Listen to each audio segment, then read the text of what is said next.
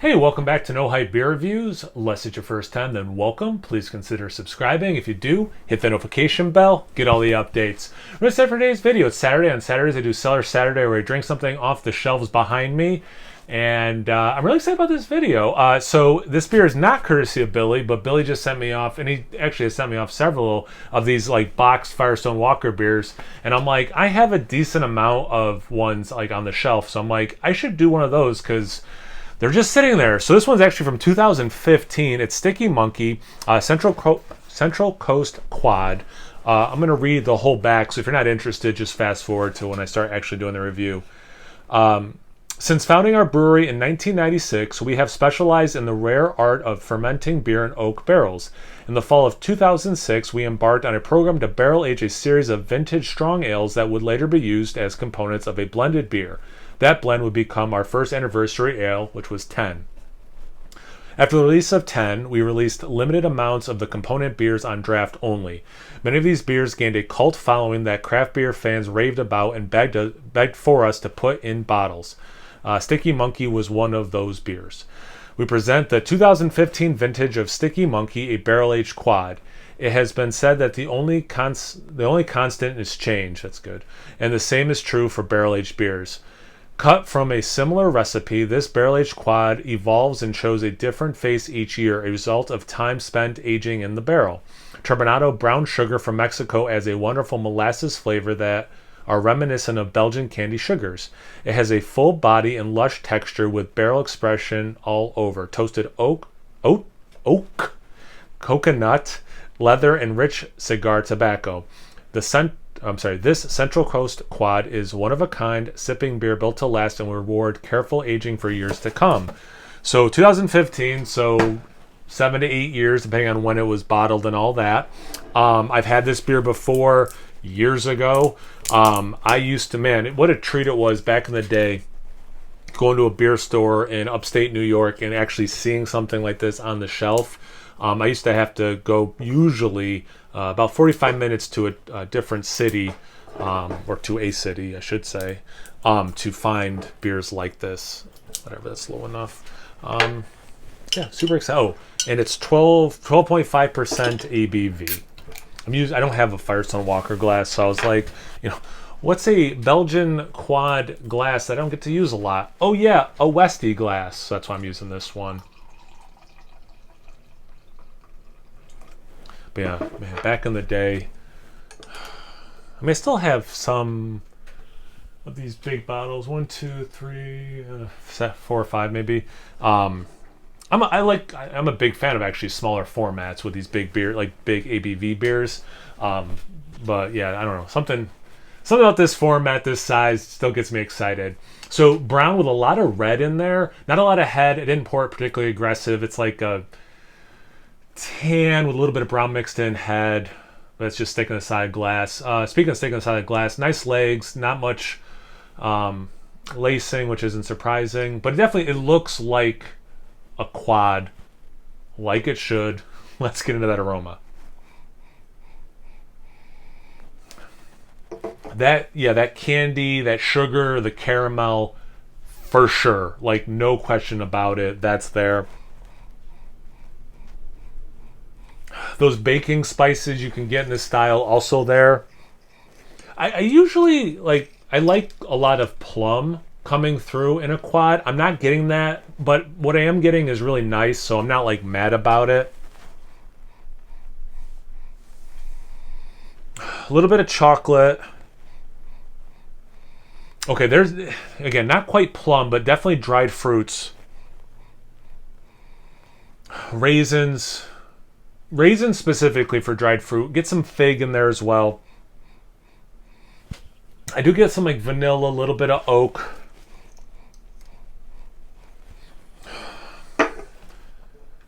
It says barrel aged. I don't remember, did it say like specifically? Because I'm not getting like bourbon necessarily. Spent aging in barrels. Barrel aged quad. Yeah, so I don't even know what kind of barrels they're using. Are they just using like oak specifically? Because yeah, I don't get any spirit at all. But I do get some nice vanilla and some nice oak. See about the taste. Cheers.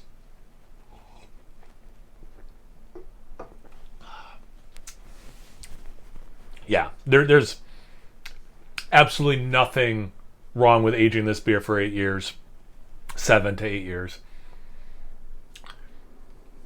This has to be as good as when it was fresh. It has to be. I don't know if it's peak, but it is. There's no way this beer is tasting worse than when it was freshly in the bottle. Taste follows the nose pretty good. I didn't smell any alcohol in the aroma, but you get some of that, which is very appropriate for the style. You get all the sweet things I was talking about, some caramel dates, some of that figs, raisins. You get definitely, just enough of the alcohol where it's like a warm sipper of a kind of beer. And today's a weird day. It started warm, and then it's like one of those days when I left work, it was actually colder than when I went into work. And it's one of those days, too, that I'm regretting not wearing a sweatshirt down here. So, like, the fact that this is going to be like a sipping warmer beer, definitely appropriate for the day. Like I was saying with the aroma, like, I don't get bourbon or whatever specific, like, spirit if it was spirit aged. But I do get some nice oak qualities. There's a little umami, not quite soy sauce. Excuse me, very faint though.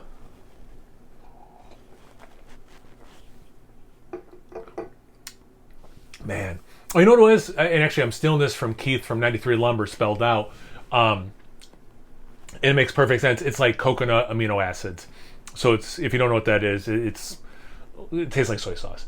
But being coconut derived, you do get a little bit of coconut, which I think they even said, right? Yeah, coconut. Toasted oak.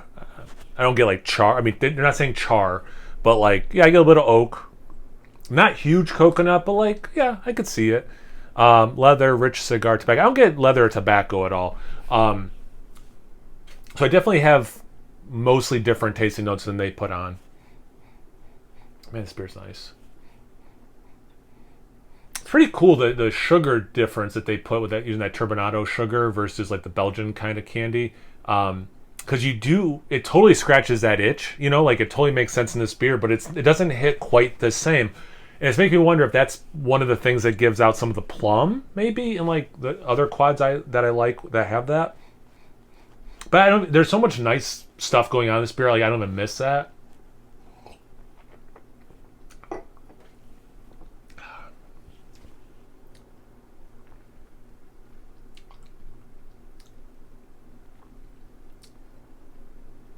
Yeah, I'm going to slightly go back. That umami thing, it is there. And then it's like a little bit of molasses mixed in. Savory is too strong of a word, but like on the path to savory. Like, so it has a little bit of that element. To me, it's just bringing some balance to the sweetness. And what is there totally works with the beer. It's not a distraction. It's not like a too drastic of like a turn, It totally works in this beer. Man, I'm really stoked on this because, as we know, when you age something, especially for this long, I mean, it can go sideways. But I have found that Belgian quads age, for the vast majority of them, at least that I've had really aged well. It's a style that I think does definitely reward aging. Whether it's better than fresh, like this one, it can be different, like just as good but different with aging, and oftentimes I think better.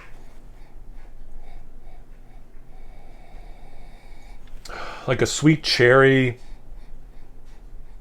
Man, yeah, this, you know what? This is one of those beers, if I had the time to do like a live stream for an hour and kept revisiting, I would be saying different things upon each sip. Like it definitely is that kind of beer with that sort of depth and complexity.